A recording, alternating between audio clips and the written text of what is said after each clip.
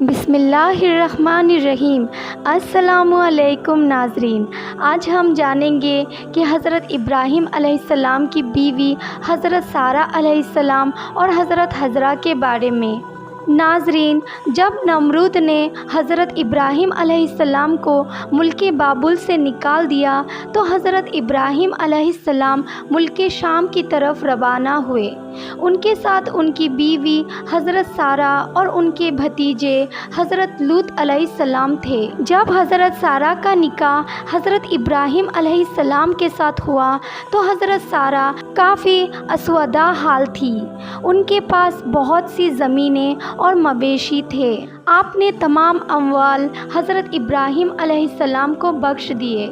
حضرت ابراہیم علیہ السلام نے اپنی مہارت سے تمام امور کی اصلاح کی، مویشیوں اور زراعت میں ترقی ہوئی، یہاں تک کہ بابل میں کسی کا حال ان سے بہتر نہیں تھا۔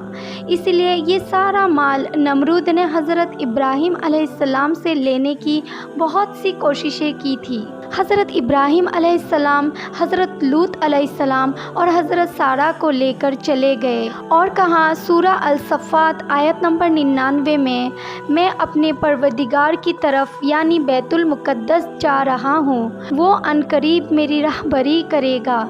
حضرت ابراہیم علیہ السلام ایک غیور انسان تھے، اس لیے انہوں نے اس سفر میں اپنی بیوی حضرت سارہ کو ایک صندوق میں بند کر دیا تاکہ وہ غیر مردوں کی نظروں سے محفوظ رہے۔ لیکن راستے میں امتیاز کے ملک یعنی مصر میں پہنچتے ہی ایک سپاہی نے حضرت ابراہیم علیہ السلام کو اپنے مال کا محصول ادا کرنے کے لیے روک لیا۔ وہ آپ کے سامنے سامان کی جانچ پڑتال کرتے کرتے اس صندوق کے پاس آیا اور بولا، یہ صندوق کھول کر دکھائیں۔ حضرت ابراہیم علیہ السلام نے کہا، فرض کرو کہ یہ صندوق سونے یا چاندی سے بھرا ہوا ہے، اب اس کے لیے جو کچھ تم چاہتے ہو میں وہ تمہیں دے دیتا ہوں، لیکن تم اس کو مت کھولو۔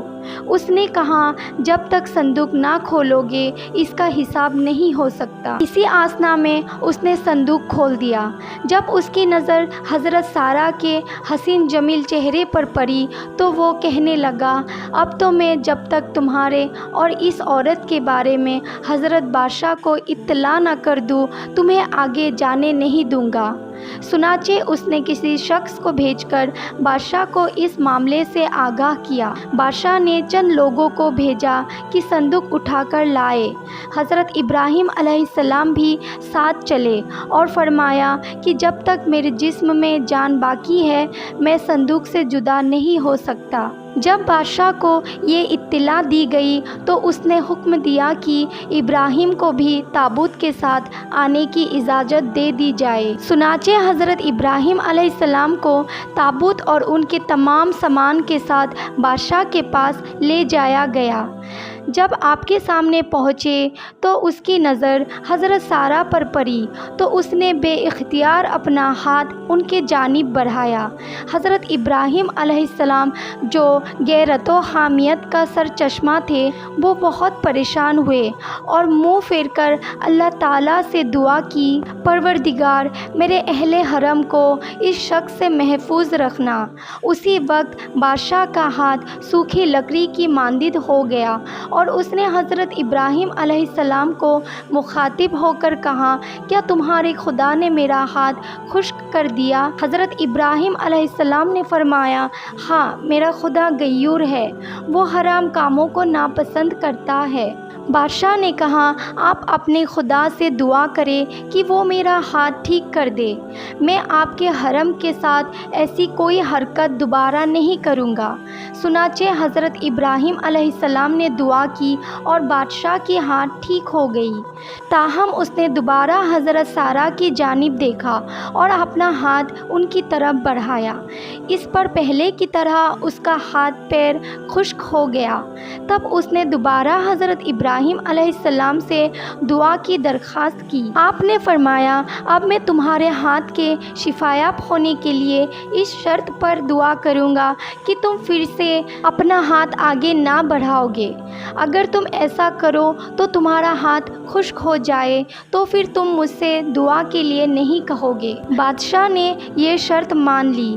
تب ابراہیم علیہ السلام نے کہا، یا پروردگار، اگر یہ سچ کہہ رہا ہے تو اس کے ہاتھ ٹھیک کر دے۔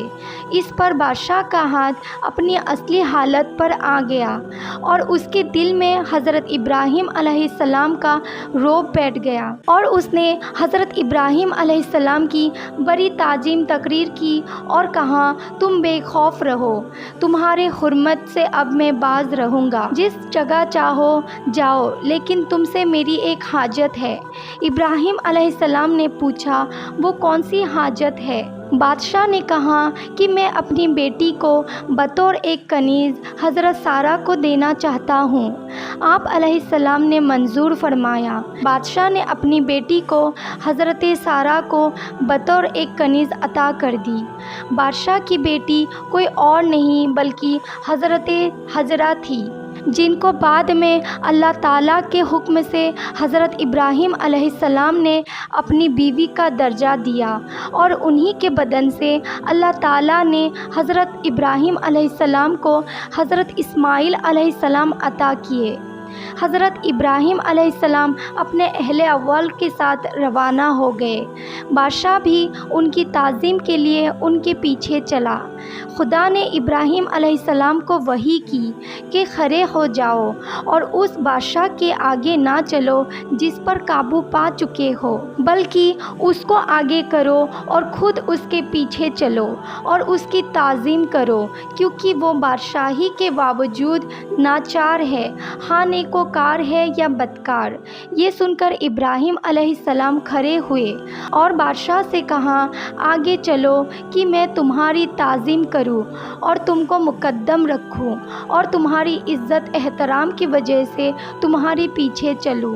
بادشاہ نے پوچھا، کیا ہوا؟ تمہارے خدا نے ایسی وحی کی ہے؟ ابراہیم علیہ السلام نے کہا، ہاں۔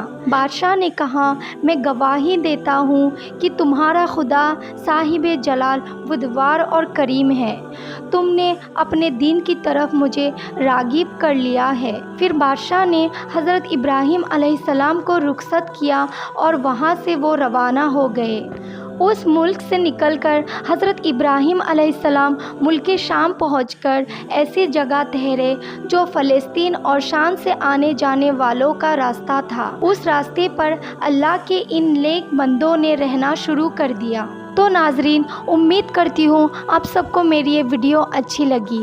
اگر اچھی لگی ہے تو میری اس ویڈیو کو لائک کریں اور میرے چینل کو سبسکرائب کریں۔ تو ملتے ہیں اگلے ویڈیو میں، تب تک کے لیے اپنا خیال رکھیں۔ اللہ حافظ۔